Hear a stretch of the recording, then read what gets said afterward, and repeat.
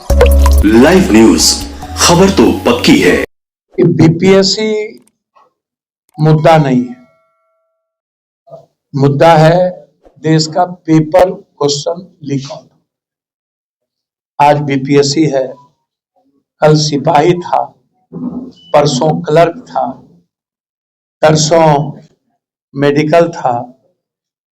जो आज भी एक जदयू विधायक के भतीजे के यहाँ हाजीपुर में एडमिट कार्ड आधे अधूरे जले मिले। लगातार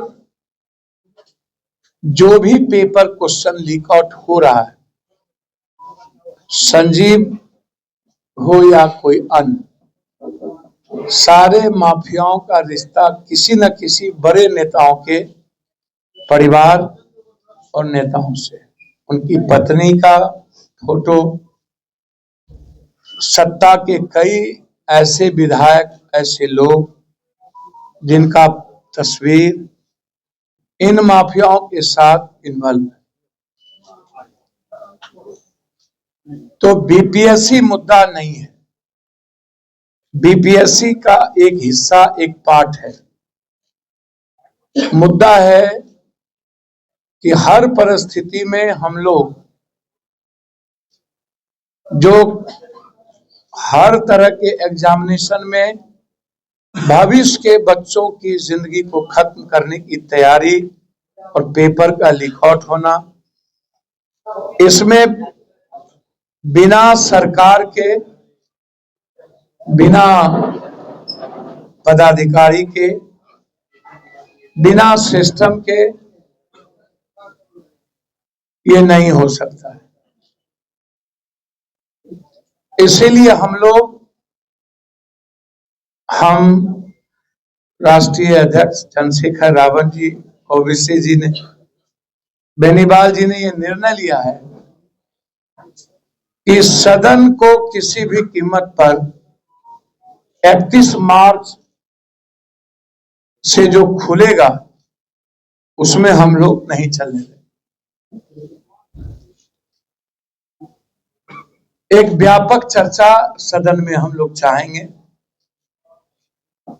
कि इस पर व्यापक चर्चा हो कि देश में पेपर लीक आउट कब बंद हो।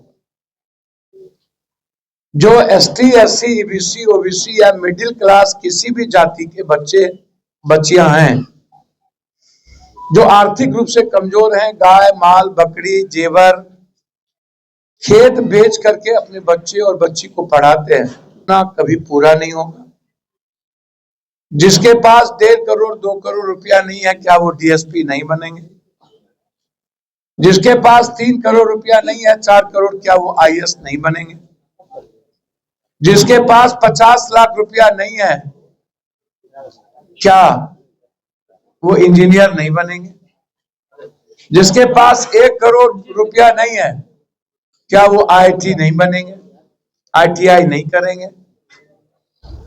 तो इन मुद्दों पर आज मैंने आपको बुलाया है।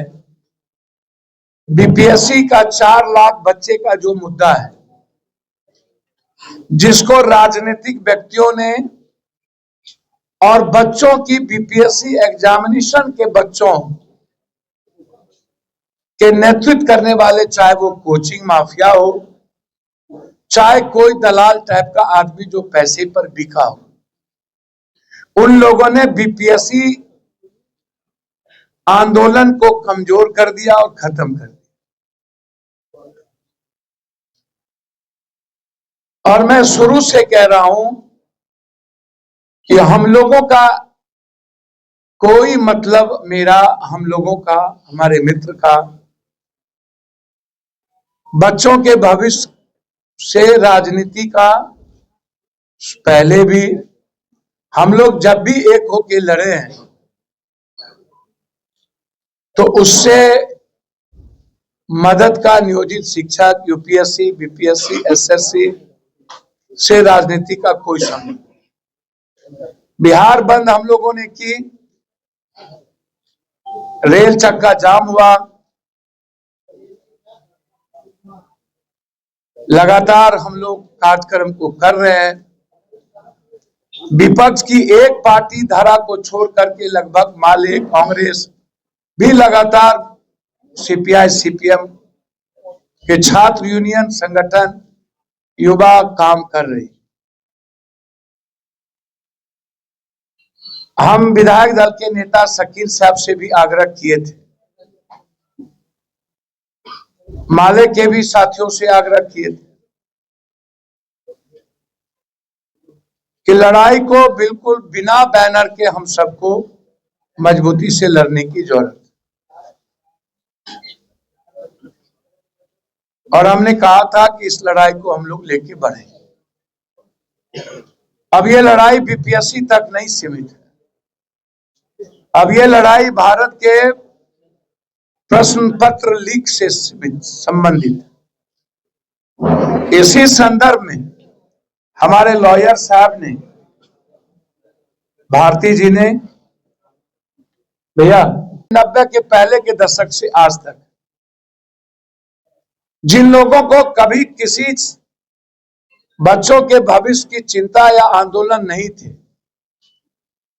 हर नए आंदोलन में नए तरह के बच्चों के जिंदगी को खिलवाड़ करने वाले दलाल टाइप के कुछ लोग आ जाते हैं, जिसका एग्जामिनेशन से कोई मतलब नहीं और वो बिक जाते हैं। मैं हमेशा ये बात कहता हूं, कहां चले गए सभी कोचिंग वाले? वही कोचिंग वाले गर्दनी बाग भी जाते थे, वही कोचिंग वाले बीपीएससी चेयरमैन के पास भी जाते। अब आप हमको बताइए, ये बड़ों के बाप, कनियों के बाप दोनों कैसे संभल? बीपीएससी वाले भी उन्हीं लोगों को बुलाते थे और उन्हीं से सहमति लेते थे, और गर्दनी बाग में भी वही लोग जाके नाटक करते थे।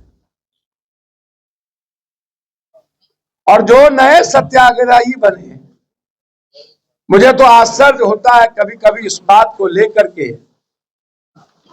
जनाब आप लोग सुनिएगा तो आश्चर्य होगा कि 153 धारा में पुलिस कितनी मिली हुई है, कितनी गंदी है बिहार की पुलिस। कहती है बहुत ही। पहला जो केस हुआ था किसी नए सत्याग्रही पर, वो था 153 धारा के तहत, वो केस नहीं सटा, वो केस नहीं सटा। जो बेलेबुल सेक्शन था, बेलेबुल, जिसका वारंट ही इशू नहीं हुआ, कस्टडी में लिया ही नहीं गया। कुछ लोगों ने उन्हें कह दिया दुनिया का नया इतिहास रच दिया। गांधी मैदान थाना केस नंबर 815-24, इनमें बेल नहीं हुई, जबकि ये नॉन बेलेबल। व्यापक पैमाने पर अनियमितता का पहला केंद्र बिंदु उन्हें 192 सेट में हम लोगों ने दिया है। डीएम साहब जिन मुद्दों को स्वीकार किए हैं, 173 सेट ही क्वेश्चन पहुंचा था 192 में, तो 192 में 173 क्वेश्चन सेट ही पहुंचना, यह अपने आप में सीधा दिखता है कि अनियमितता है और पेपर लीक आउट है, गायब है। दूसरा है एग्जामिनेशन सेंटर पर, जबकि नियम ही नहीं कानून बना है कि जेमर लगना ही लगना है, किसी भी सेंटर पर जेमर नहीं था। ये दूसरा है कि किसी भी कीमत पर क्वेश्चन को प्रभावित करने के लिए, एग्जामिनेशन को प्रभावित करने के लिए जेमर का नहीं लगना। तीसरा है छात्रों के द्वारा उसी दौरान ईओयू को क्वेश्चन भेजा गया, आर्थिक अपराध इकाई, उस पर भी आर्थिक अपराध इकाई ने कार्रवाई नहीं की। चौथा है मात्र एक दिन पहले 5000 छात्रों को सेंटर चेंज गया से करके नवादा कर दिया गया, एक दिन पहले, एक दिन पहले। तो इससे साफ जाहिर होता है कि 5000 बच्चों को ही इनको पास करवाना था। इसी से ये लोग लेन देन किए कुछ बच्चों के साथ, 4 लाख बच्चों के भविष्य की चिंता इनकी नहीं थी। इस तरह हम लोगों ने 150 पेज का मेरे तरफ से पिटीशन फाइल हाई कोर्ट में हुआ है और हमारा आधार बिल्कुल क्लियर है कि ये हर कीमत पर इसकी सुनवाई और बीपीएससी के एग्जाम का कैंसिलेशन। 2 हमने और लिया है, एक बच्चों पर जो छात्रों पर जो केस हुआ है वो भी अलग से फाइल किया है हमने। लाठीचार्ज गलत थी वो भी मैंने फाइल की है और शिक्षकों को बीपीएससी लीगल नोटिस भेज रहा है, डरा रहा है, हमने ये भी अलग से फाइल किया।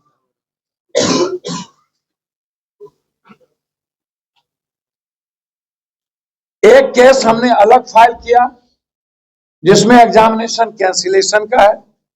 3 केस अलग फाइल किया जिसमें लाठी चार्ज का और बच्चों पर केस का। तो इसीलिए यह प्रोसेस मैंने आपको पहले भी कहा। लाठी चार्ज के बाद जब हुई थी मैंने कहा था कि यदि सरकार नहीं मानेगी तो बिहार में हम रेलवे चक्का जाम करेंगे, फिर भी सरकार नहीं मानेगी तो हम बिहार बंद करेंगे, तब भी सरकार नहीं मानेगी तो हम सर्वोच्च न्यायालय तक जाएंगे। हमने कहीं भी पप्पू यादव या चंद्रशेखर रावत या ओबीसी या हमारे साथियों का नाम आगे नहीं लाया। हमारा मुद्दा ही है भविष्य के बच्चों पर की जिंदगी को सेव करना। लाइव न्यूज, खबर तो पक्की है।